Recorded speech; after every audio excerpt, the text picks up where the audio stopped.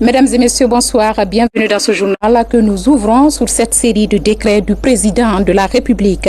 Décret numéro D 2015-030 PRG portant nomination des magistrats militaires. Le président de la République, la Constitution décrète. Article 1er, les auditeurs de justice militaire dont les prénoms et noms suivent sont nommés magistrats militaires. Matricule 2441G, prénom Antoine, nom Dramo, colonel, Haut Commissariat de la Gendarmerie nationale. 2458G, Kaba Kourma, colonel, Haut Commissariat de la Gendarmerie nationale. 2444G, Dalamine So, lieutenant-colonel, Haut Commissariat de la Gendarmerie nationale. 1343-6, G, Mohamed Din Keita, grade, lieutenant-colonel, unité EMAT. 18-310 G, Sidiki Touré, grade lieutenant-colonel EMAT. 17-428 G, Ibrahim Kamara, lieutenant-colonel EMA. 18-25-7 G, Ali Kamara, lieutenant-colonel, Haut Commissariat de la Gendarmerie nationale. 18-065 G, Aboubakar Touré, lieutenant-colonel, Haut Commissariat de la Gendarmerie nationale. 19-214 G, Blaise Goumou, lieutenant-colonel, Haut Commissariat de la Gendarmerie nationale. 21-347 G, Alpha Mamadou Kaloko, lieutenant-colonel, EMAT. 17-287 G, Pierre-Marie Delacour, commandant EMA. 17-979 G, Akoy Pété Guilavogui, commandant EMA. 13-844 G, Mamadouba Ibrahima Kamara, grade commandant, unité EMA. 18-525 Cheikh Tidiane Kamara, commandant EMA.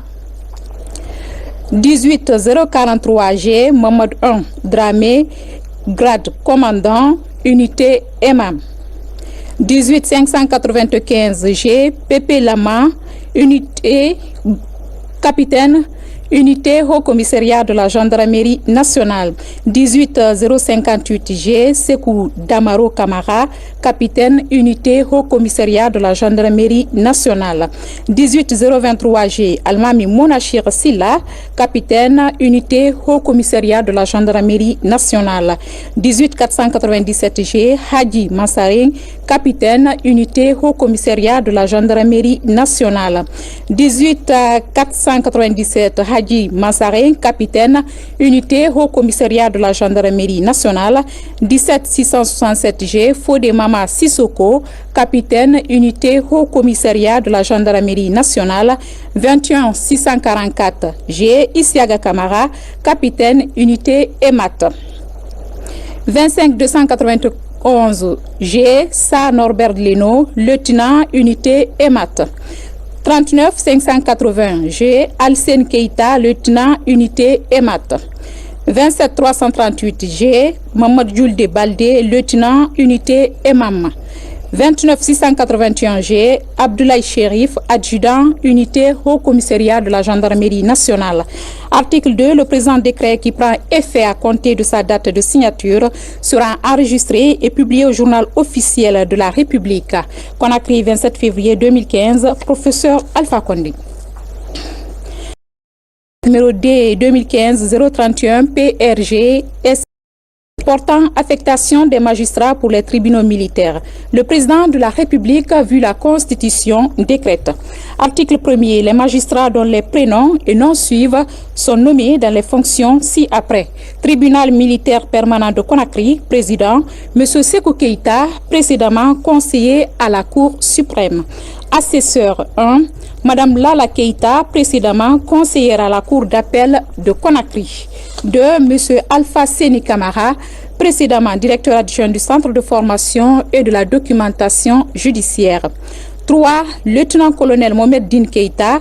4. Commandant Mamadouba Ibrahima Kamara. 5. Commandant Cheikh Tidiane Kamara. 6. Commandant Mamadou 1 Dramé. 7. Commandant Pierre-Marie Delacour. 8. Capitaine Almami Monachir Silla.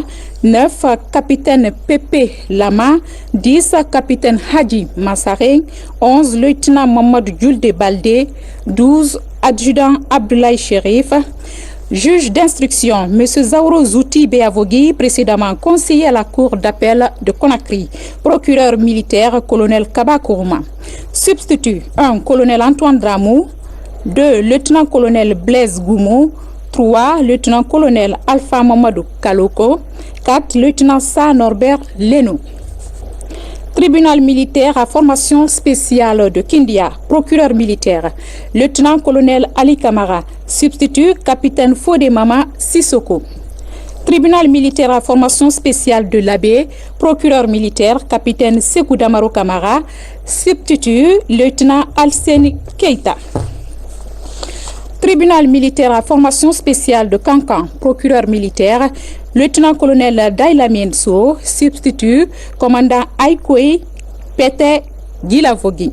Tribunal militaire à formation spéciale de Nzerekori, procureur militaire, lieutenant-colonel Ibrahima Kamara, substitut, capitaine Isiaga Kamara. Article 2. Le présent décret qui prend effet à compter de sa date de signature sera enregistré et publié au journal officiel de la République. Conakry, 27 février 2015, professeur Alpha Condé. Arrêté conjoint portant nomination du greffier en chef. Le ministre d'État chargé de la justice, garde des Sceaux, le ministre délégué à la défense nationale, vu la Constitution, arrête. Article 1er, M. Ahmed Tchotoba est nommé greffier en chef au tribunal militaire permanent de Conakry. Article 2. Le haut commandant de la gendarmerie nationale, directeur de la justice militaire, le directeur général de l'intendance militaire sont chargés chacun, en ce qui le concerne, de l'application du présent arrêté qui sera enregistré et publié au journal officiel de la République. Conakry, 2 mars 2015, le ministre délégué à la défense nationale, Maître Abdul Kabele Kamara, le ministre d'État, ministre de la Justice, garde des Sceaux, Maître Cheikh Sako. En déplacement, le président de la République, professeur Alpha Condé, est en séjour de travail à Bruxelles avec des bailleurs internationaux. Le chef de l'État va défendre le plan de relance économique des 3 pays touchés par Ebola. C'est pour faire face à l'après-Ebola. Ce matin même, dans la capitale de l'Union européenne, professeur Alpha Condé a fait le point de la situation sur l'épidémie. C'était lors d'une audience à laquelle a pris part le ministre d'État, ministre de l'économie et des finances. Et avec Dr Nabarro, justement, il était question avec le chef de l'État qu'il a reçu, professeur Alpha Condé, de voir où nous en sommes dans le cadre de le plan zéro Ebola dans 60 jours et aussi quel est le niveau de préparation sur le plan de relance post-Ebola, mais également insister sur le renforcement du système de santé. Je pense que les points de vue ont été partagés et il compte beaucoup sur le chef de l'État pour continuer à passer les messages forts qu'il a l'habitude de passer à Conakry aussi sur le plan international. En Guinée, la réticence sur le long du littoral, c'est le sujet qui focalise surtout l'actualité Ebola. À ce propos, une réunion technique a réuni ce lundi les acteurs impliqués dans la riposte contre la maladie. L'expérience vécue par les différentes missions de sensibilisation dans les préfectures de Massanta, Boké et Bofa a été largement partagée afin de servir d'exemple à d'autres préfectures. Des précisions avec Mamadi Terna Kamisuku. Faire tomber les derniers verrous de réticence à Ebola, c'est désormais la mission essentielle de la coordination nationale afin de parvenir à 0 cas d'infection. Au cours de cette réunion, un exposé sur le travail des natifs de Macenta et des leaders religieux dans les préfectures de Bofa et de Boké a été exposé. L'approche communautaire serait la voie la plus sûre pour changer les mentalités dans les foyers de réticence. Quelqu'un qui est malade, il s'autodéclare. S'il a une famille qui est malade, ils disent à la famille de s'autodéclarer. Si eux-mêmes ont visité un malade ou enterré un mort, qui n'ont pas compris la cause de sa mort, eux-mêmes s'autodéclarent. Donc l'autodéclaration est tellement effective à Massanta aujourd'hui que même celui qui ne fait pas, tous les autres villageois se réunissent autour de lui. Les missionnaires sont partis avec un certain nombre de points dans le cahier de charge. Premièrement, c'était la lutte contre le déni, contre la réticence, contre les rumeurs surtout, et contre la stigmatisation des guéris. Le travail de ces équipes est bien accueilli par la Coordination nationale de lutte contre Ebola. Avec des moyens déployés en Basse-Côte, les chances de vaincre les réticences sont grandes. Nous pouvons nous réjouir parce qu'on reçoit beaucoup plus de collaboration des populations. Dans l'autre sens, il y a eu cette légère augmentation. Car cela nous tenons à détecter tous les cas et faire un rattrapage pour que, enfin, le jour qu'on va commencer la vraie descente et qu'on n'ait plus d'augmentation de cas. Koya, Forekaria, Dubreka, Bofa et la zone spéciale de Conakry focalisent désormais tous les efforts. Par ailleurs, dans la sous-préfecture de Sirourou à Forcaria, après des périodes de réticence suivies d'une large sensibilisation, désormais les populations peuvent se frotter les mains. Aucun cas positif du virus Ebola n'existe dans la cité. Une prouesse à mettre à l'actif de l'équipe de sensibilisation du ministre de la Communication. Un reportage de Moussa Mekini Kamara rendu par Alga Simba. La lutte contre Ebola avance positivement dans la préfecture de Forekaria. À Sirourou, une sous-préfecture de la localité, aucun cas d'Ebola n'est enregistré depuis 2 mois. Ici, l'évolution de la maladie a pu être stoppée grâce à la campagne de sensibilisation sur les mesures préventives conduites par l'équipe du ministre de la Communication. Notre objectif est de bouter hors de Forekaria en particulier et hors de la Guinée en général. Si je vois que nous acheminons vers ça, et dans certaines de nos collectivités, on a atteint cet objectif, je ne peux que me réjouir. En matière d'Ebola, la première arme, c'est la sensibilisation. Pourquoi la sensibilisation? Parce que tout simplement, les gens ont pris le malin plaisir de désinformer les citoyens. L'impact positif de la nouvelle radio communautaire qui vient d'être installée à Forekaria, ce qui permet l'échange de communication entre les autorités locales d'une part et la population d'autre part, et entre la population et l'autorité centrale.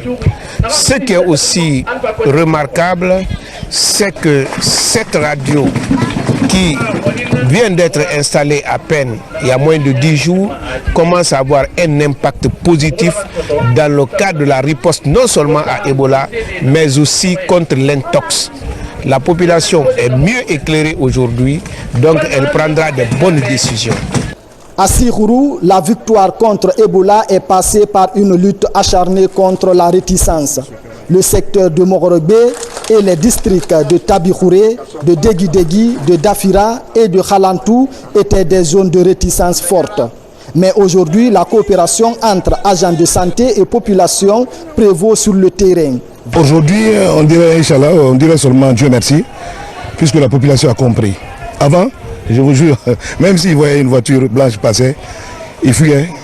La population était là, ils agitaient des cailloux, les enfants venaient attaquer les gens n'importe comment. À travers la sensibilisation et à travers aussi, surtout, les comités de veille qu'on avait installés à travers la préfecture et à travers la coordination, cela nous a beaucoup aidé afin qu'on puisse y remédier à cette réticence. Et aujourd'hui, vous voyez, comme la fête est là, la population a compris et nous sommes sur une bonne voie. La sensibilisation est moins sûre de lutte contre Ebola. Également dans l'actualité, depuis la réduction des prix du carburant à la pompe, les Conacricas ont du mal à se déplacer. Un fait qui s'est surtout ressenti en ce lundi, premier jour de la semaine. La situation a amené les acteurs à se concerter pour trouver des solutions tout en approvisionnant les stations en carburant. Donc pas de panique, une importante quantité est disponible à la Société guinéenne des pétroles, comme le montre ce reportage de Mahmoud Bari. Depuis la baisse des prix à la pompe ce week-end, les populations sont confrontées à d'énormes difficultés. Et pour cause. La première raison, c'était dû à la tanker qui nous amène le carburant, du gazole. Et aussi sur les rumeurs qui se sont propagées sur une prétendue diminution des prix jusqu'à hauteur de 6 000 francs guinéens le litre. Nous, marketeurs, nous vendons à des gérants de stations qui ne sont pas venus acheter parce qu'ils ont déjà subi d'énormes pertes financières lors de la première diminution. Et aussi, la population qui avait l'habitude de faire des achats conséquents se sont abstenus pensant qu'ils auraient pu réaliser une économie en attendant que les prix baissent. Ces deux facteurs combinés ont fait que certaines stations ont manqué de produits. Ce matin, les autorités du ministère du Commerce ont tenu à réfléchir avec les différents acteurs du secteur pour un approvisionnement normal à la pompe. Fin février, le syndicat et le gouvernement étaient en négociation. Ce n'est que samedi soir tard qu'on a terminé. Et on a élaboré donc la structure de prix conformément au nouveau prix qui est à 8 000 francs le litre. Les structures n'ont pu être dispatchées que dimanche et lundi, les pétroliers avaient besoin d'une heure du temps pour pouvoir les paramétrer et sortir le produit. Au dire des responsables de la société guinéenne du pétrole, tout est réuni pour éviter les ruptures des produits pétroliers en Guinée. Au niveau de la SGP, toutes les dispositions ont été prises le dimanche pour faire les mutations. Le maximum de carburant a été évacué à l'intérieur du pays pour aussi planifier les opérations de chargement dans les dépôts de l'intérieur. Nous avons aujourd'hui une très grande capacité de stockage qui correspond un peu aux positions stratégiques de notre pays pour la livraison des produits pétroliers. Donc nous avons suffisamment de produits pétroliers. Nous avons reçu un bateau le 26 qui a déchargé 15 000 tonnes d'essence et 20 000 tonnes de gasoil. Et ces produits sont disponibles au niveau de la SGP et les chargements continuent depuis le matin à 7 h jusqu'au soir pour essayer d'équilibrer les stations-service. Le ministre du Commerce, qui a été secoué par cette rupture de carburant dans les stations-service, rassure. Nous sommes ici maintenant au niveau du dépôt central où il y a suffisamment de produits pétroliers. Donc notre intervention, c'est de rassurer l'ensemble de la population guinéenne pour les rassurer de la disponibilité des produits. Et depuis le vendredi, les services ici travaillent. Le samedi, ils ont travaillé et personnellement, le dimanche, j'étais là. Aujourd'hui, vous voyez, tout le monde est en mouvement. Et d'ici le soir, la situation est brisée. En début d'après-midi déjà, certaines stations-service avaient repris la vente, car les citernes continuent de s'approvisionner au dépôt de Corentin et de Tombo. Fini le calvaire des populations de Kolialissou dans la préfecture de Bofa. Elles ont bénéficié d'un pont réalisé sous fonds propres de l'Union des fils et filles de la localité. Il permettra, ce pont, de faciliter la mobilité des populations riveraines. L'infrastructure a été inaugurée hier par le Premier ministre, chef de gouvernement, accompagné des autorités administratives de la Basse-Guinée. Compte rendu Ousmane Bangoura. Nous voici à Nyengeri Bota, district Bondi, sous-préfecture de Lisso, dans la préfecture de Bofa. La localité est reconnue pour la qualité de ses bas-fonds aménageables. Cette localité ne souffre plus d'accès, suite à la construction de ce pont qui facilite désormais le mouvement des personnes et de leurs biens. Un nouveau sur le fonds propre de l'Union des fils et filles de la localité. Une manière pour ces populations d'afficher leur adhésion à l'ambitieux programme de société du chef de l'État. Avant, dès les premières pluies, les parents ne pouvaient plus se retrouver, parfois même pour les cas de décès. Cet ouvrage réalisé par des cotisations volontaires des populations sans aucune aide extérieure. Les villages de Lisso, Kolia, Bofa, Tamita, au nombre de 95 forment cette union pour les actions de développement des localités, de vie des populations, apporter son soutien par la lecture du Saint-Coran, les bénédictions pour la paix, la quiétude dans ce pays, afin de permettre au professeur Alpha Condé d'apporter le changement dans ce pays, la République de Guinée. Cette rencontre de Araponka, qui a mobilisé les responsables préfectoraux, régionaux et le collège des khalifes de la Basse-Guinée, a permis au Premier ministre, Mohamed Seydou Fofana, d'exprimer sa satisfaction. Je tiens au nom du chef de l'État, le président Alpha Condé, et du gouvernement et l'ensemble du peuple guinéen à remercier les populations de cette localité. Ces populations qui sont mobilisées pour financer entièrement la réalisation de ce grand pont. C'est un exemple de patriotisme, un exemple de civisme qui doit inspirer tous les Guinéens, y compris les ressortissants. Alors nous avons salué cette initiative, ce travail qui a été fait sous la houlette des khalifes qui ne cessent de prier pour la paix et la quiétude sociale dans ce pays. Alors cette forte mobilisation aussi a dénoté une adhésion des populations de cette localité, des populations de Raponka, aux idéaux du chef de l'État. Nous partons d'ici très satisfaits que les populations ont compris le message, n'est-ce pas? Il faut que chaque citoyen comprenne que quelque part, il a un effort à faire. Il faut que nous acceptons que nous-mêmes, nous pouvons faire quelque chose pour nos localités. Que ce s'agisse, n'est-ce pas, de réalisation des ponts, qu'il s'agisse, n'est-ce pas, de faire des puits et tout, chacun peut faire un peu. C'est cet exemple que les populations de cette localité ont montré à la Guinée. Donc j'ai promis, puisqu'ici ils sont désenclavés du point de vue, n'est-ce pas, de la téléphonie, ils sont désenclavés sur beaucoup de choses. Le gouvernement verra ce qui est possible d'être fait pour, n'est-ce pas, soulager la vie des populations de cette localité. En tout cas, nous leur promettons que le gouvernement fera tout pour répondre à leurs attentes. Juste à côté, le gouvernement a initié la construction d'un autre ouvrage de franchissement. Toute chose qui réconforte les populations. Sur ce, le Premier ministre, Mohamed Saïd Fofana, a invité la population au travail, au pardon, à la quiétude sociale pour le bonheur de la localité. Gestion des fonds publics, la société civile guinéenne s'engage à assurer désormais son rôle de contrôleur. À Kindia, les cadres de l'institution étaient en formation pour se doter d'outils indispensables dans l'accomplissement de cette mission, ce qui va leur permettre d'avoir un droit de regard dans la gestion des fonds publics. Mohamed Sanko signe ce reportage. La gouvernance économique en Guinée a connu une amélioration considérable ces dernières années. Résultat, le point d'achèvement de l'initiative des pays pauvres très endettés a été atteint. Le contrat de désendettement et de développement signé entre la Guinée et la France.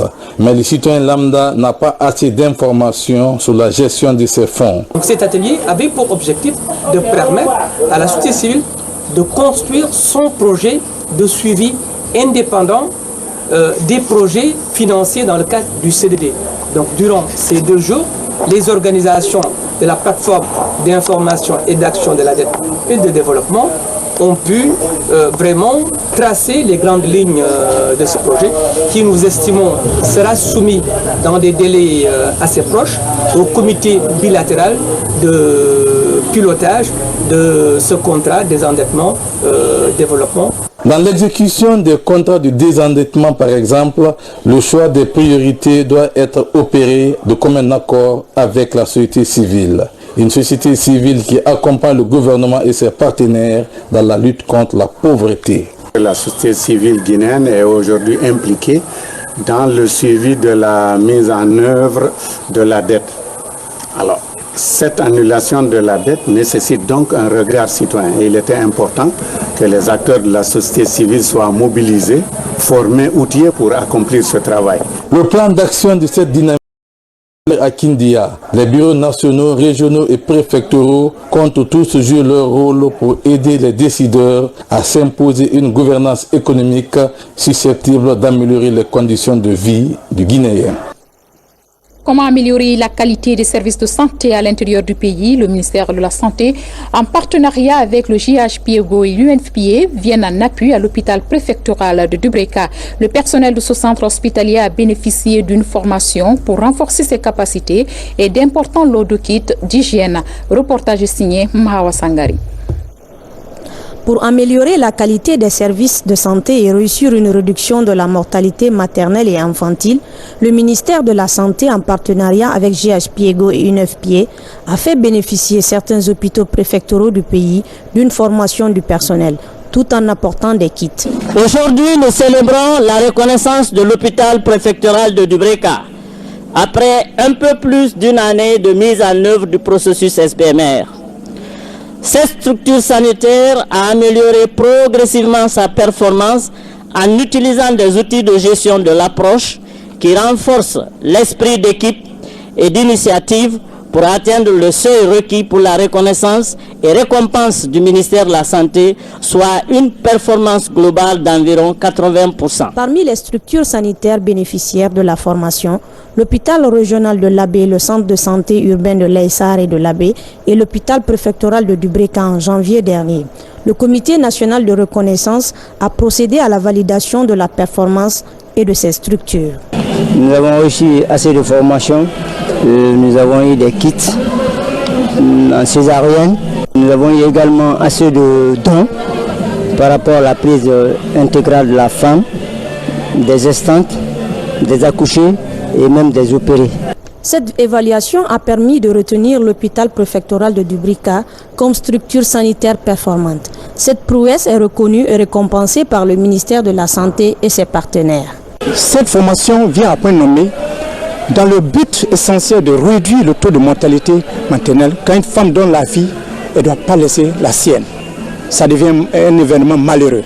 Quand on sait que l'accouchement dans la vie d'une femme est un moment très fragile. Dans le futur, JHPEGO s'engage à offrir davantage son assistance technique au ministère de la Santé pour les structures sanitaires, pour l'extension aux standards basés sur le management en Guinée à travers la mise en œuvre de la feuille de route nationale pour la réduction de la mortalité maternelle et néonatale.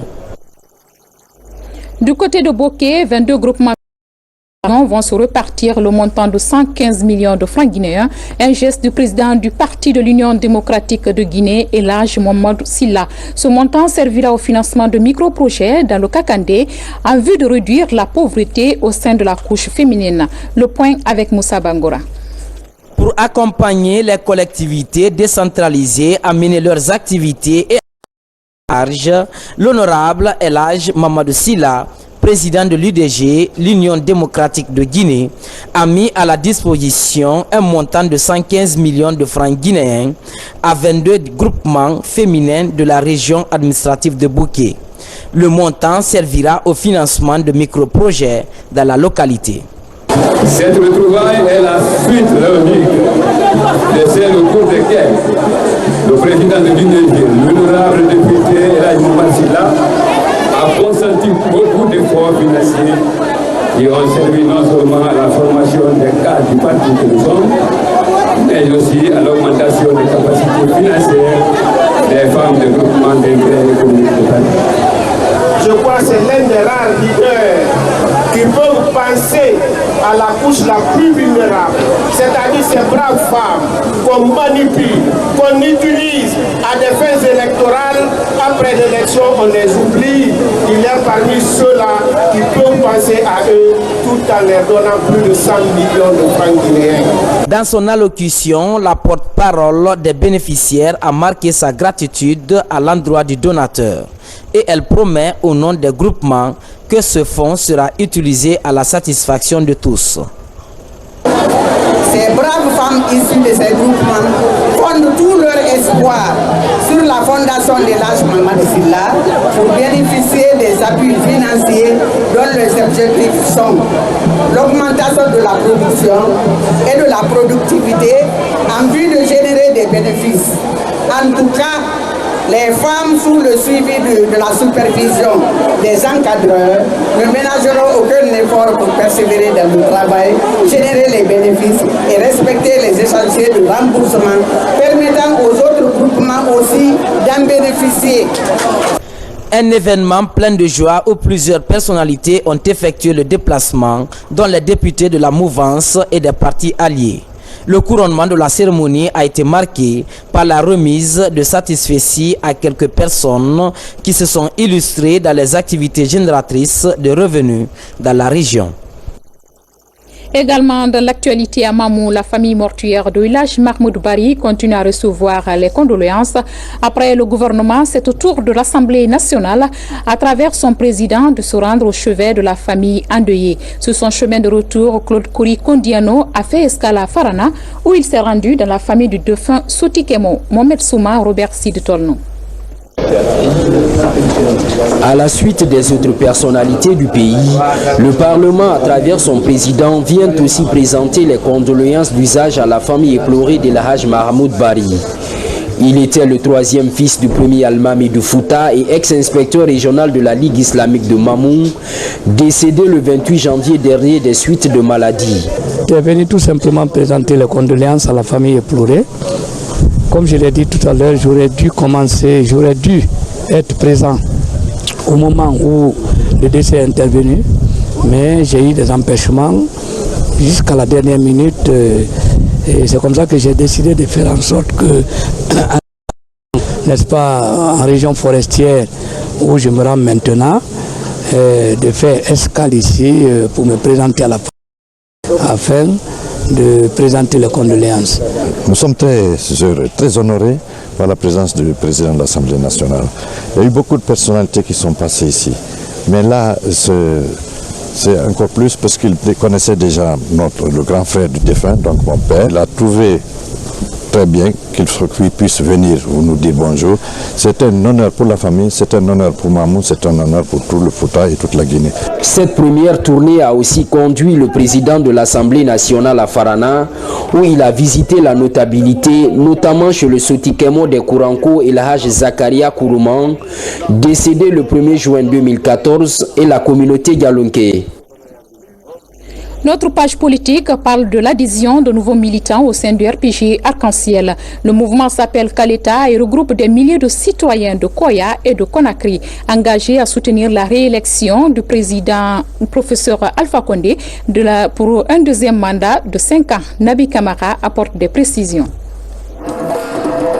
À quelques mois de l'élection présidentielle en Guinée, le parti au pouvoir enregistre des adhésions massives. La plus récente, c'est celle du mouvement Kaleta, un mouvement de soutien qui regroupe les citoyens déguerpis de la ligne de transport réservée à l'énergie de Kaleta, mais entièrement dédommagée par le projet sur instruction du président de la République, le professeur Alpha Condé. Convaincu par les travaux du projet d'aménagement d'hydroélectrique de Kaleta et très satisfaite des indemnisations faites ça et là, nous adhérons au RPG Arc-en-Ciel sans condition.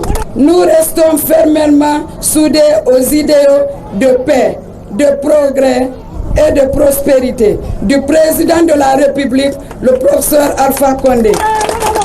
Pour le ministre de l'Énergie et de l'Hydraulique, président de la cérémonie d'adhésion du mouvement Kaleta pour la réélection du professeur Alpha Condé, c'est la preuve que le président est sur la bonne voie. Il fait ce qu'il dit pour le plus grand bien de la Guinée et de tous les Guinéens. L'objectif du président de la République, faire ce qui est bien pour les populations guinéennes, travailler pour les populations guinéennes. Il a dit qu'il ne peut pas donner 1 million de francs à chaque Guinéen, mais il va poser des actes qui vont aider tous les Guinéens à être mieux, à avoir des meilleures conditions de vie. C'est ce qui fut fait ici. Et la manifestation que vous avez vue en est la preuve éloquente qu'on n'a pas besoin de faire des commentaires. Cette manifestation d'adhésion du mouvement Kaleta au RPG Arc-en-Ciel et de soutien à la réélection du professeur Alpha Condé a été organisée à Samatran, juste à côté de la sous-station de Mania, anciennement occupée par certains membres de ce mouvement Kaleta. À l'étranger, à Bamako, fin de l'atelier de formation du groupe de journalistes et techniciens de la RTG. Une retraite très chargée, mais surtout déterminante pour nos collègues qui rentrent beaucoup plus outillés. Une action de la DHL Academy, partenaire de notre télévision. Habib Thiam et Kaba Magasuba ont aussi suivi cette formation. 2 semaines d'intenses activités avec 6 reportages réalisés et un pari réussi par les 9 journalistes et techniciens de la télévision guinéenne. Le résultat de leur formation basée sur la maîtrise des techniques de reportage télévisé est sanctionné par des attestations. Nous avons suivi cette formation de Bamako avec beaucoup de plaisir. Il faut dire que cela va nous avantager par rapport à nos autres collègues qui sont restés et qui ne déméritent pas pour autant. Peut-être qu'à notre retour, nous ferons de notre mieux pour restituer cette formation qui a été très intéressante et qui nous permettra désormais de qualifier le métier que nous faisons au quotidien, qui est le journalisme au service de la population, bien sûr. Vendre l'image d'une Afrique qui a ses propres valeurs, telle est la vision de la Deutsche Welle, d'où ce nouveau programme intitulé Histoire africaine. On ne peut plus continuer à regarder l'Afrique comme pendant la période coloniale. Et ce projet est né justement de cette ambition de dire qu'il faut mettre en place sur le continent des valeurs, qu'il faut mettre en place sur le continent des formateurs de référence qui puissent être capables, au même titre que les experts européens ou étrangers, pour former leurs collègues, la jeunesse africaine. Rompus à l'expérience de la Deutsche Welle, les formateurs guinéens ont su transmettre avec pédagogie leurs compétences à leurs confrères. Un atout commun à 12 pays africains, dont 6 francophones, parmi lesquels figurent le Mali et la Guinée suite à un concours. À travers cette cérémonie, l'on savoure le succès de la présente formation délocalisée à Bamako. Bon retour donc à nos collègues à la rédaction sport. En bref et en images, l'équipe nationale du Sili Cadet a regagné le Bercail cet après-midi. Notre 11 national a participé à la 11e édition de la Coupe d'Afrique des Nations qui s'est déroulée au Niger sous la houlette de la Confédération africaine de football. L'équipe guinéenne a obtenu la 3e place de la compétition, ce qui lui offre son ticket pour la Coupe du monde des cadets qui se tiendra au Chili en octobre 2015. Une brève de Moussa Mikini Camara. Mesdames et messieurs, ainsi prend fin ce journal. À tous, merci de l'attention. Je vous retrouve demain pour d'autres pages d'information. Passez une excellente soirée.